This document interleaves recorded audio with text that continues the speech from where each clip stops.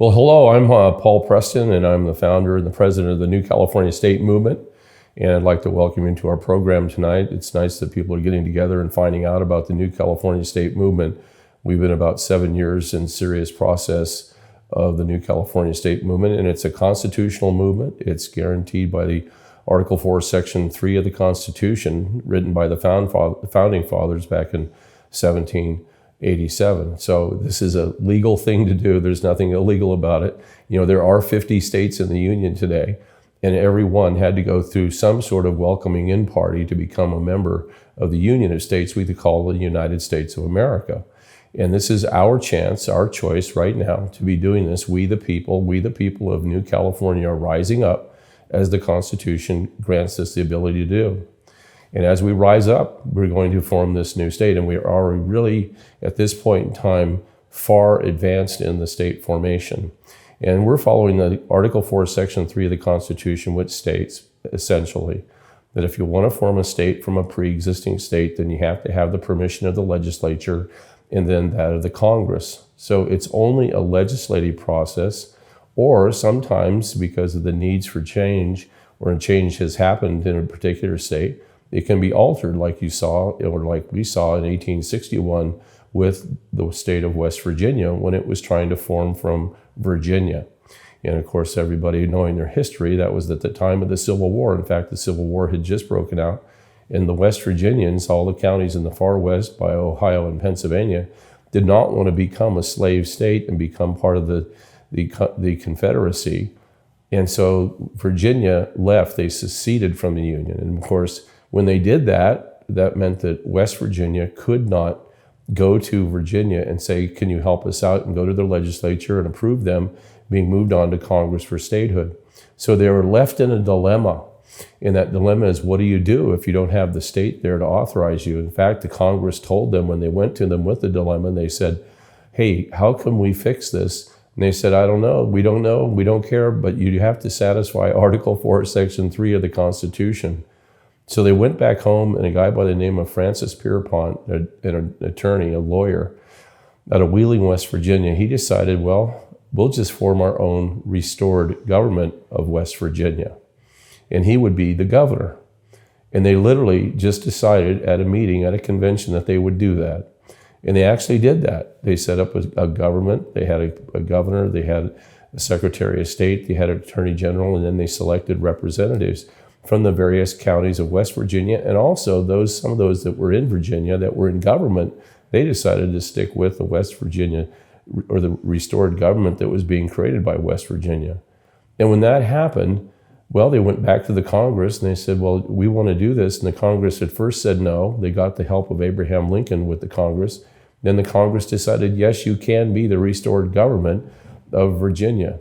So the West Virginians saw that as a big opportunity. So they took their propositions, their documents that they wanted to pass as a resolution to the new restored government of Virginia.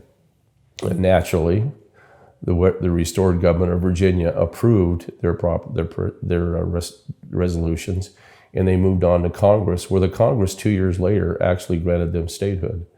Now that brings up a very interesting question in constitutional law, because a lot of people thought originally that they couldn't do that, but the Supreme Court later on said, yes, they could do that. They could actually, because of the fact that they had stepped aside. Basically, what had happened fundamentally was that the state of Virginia had defaulted on its obligations to govern. And when Virginia was first brought into the Union, they actually entered into a compact with the Union. And as they got statehood, that compact meant that they had to have a government, but if they didn't have a government, that didn't really matter. They were still part of the Union, and the people, the people of West Virginia, or Virginia at the time, could actually restore it. And that's what they ruled. Now, we have a dilemma in California, because in New California, we declared our independence on January 15, 2018, and we read 190 grievances over a 190-week period.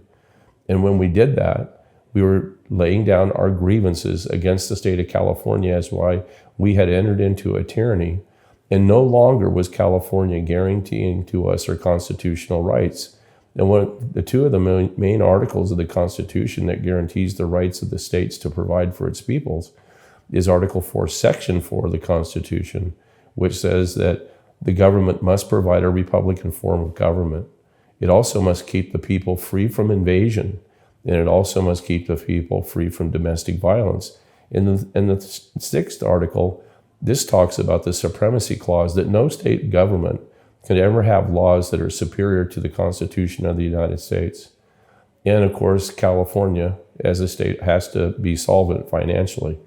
And currently, right now, in this time of the need, after all these years, California has defaulted on all levels.